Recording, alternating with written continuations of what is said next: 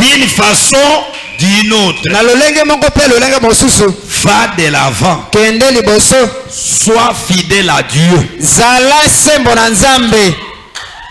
Il donne conseil à qui? À sa femme. Sois comment? Sois fidèle à Dieu.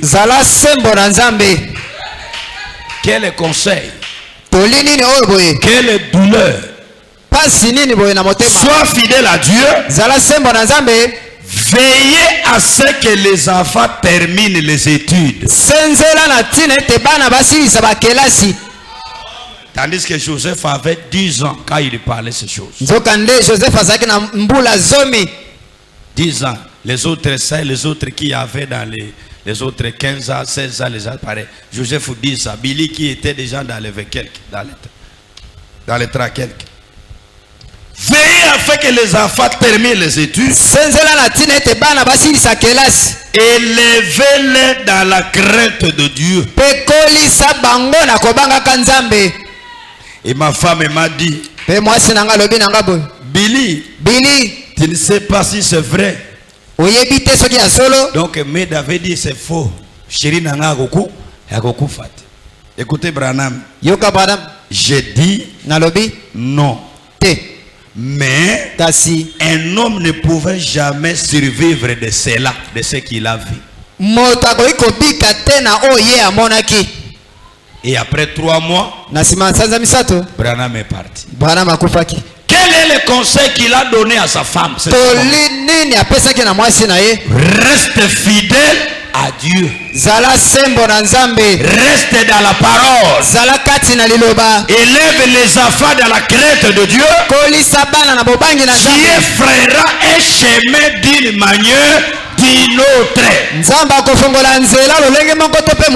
David a dit, j'étais jeune, maintenant je veille, je n'ai jamais vu un juste abandonner ou commander son père.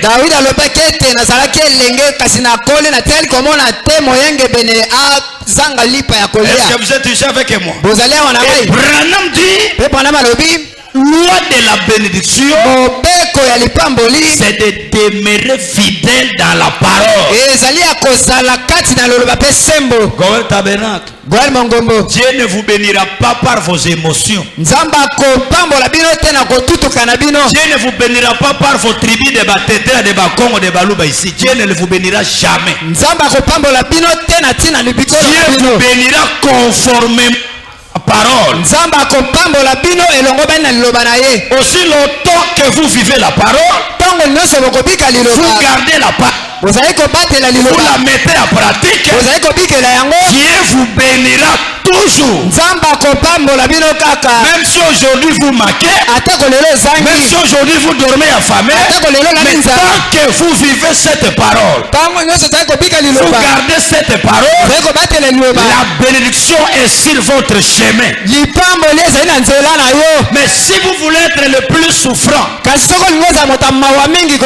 rejetez cette parole. Devenez Elohim. Mangez la dîme de Dieu. Devenez toi-même Dieu. Tu seras le plus malheureux. Et tu dis, oh, Seigneur, je te prie. Dieu te regarde, t'as ma parole, zéro. Frère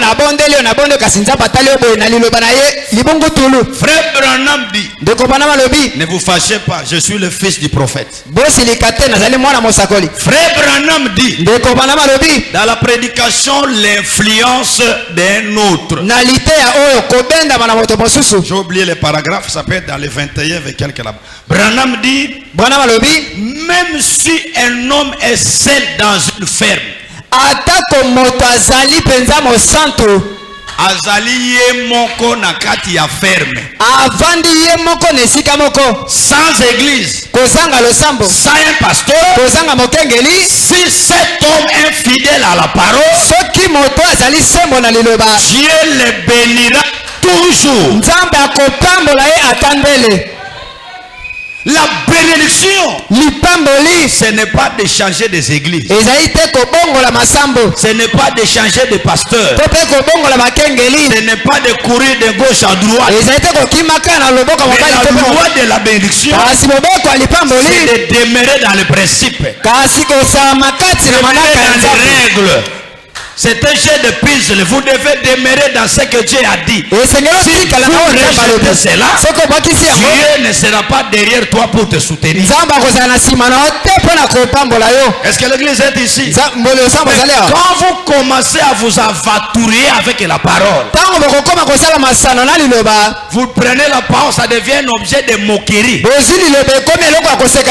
Vous êtes le plus malheureux. Dieu est inhabituel.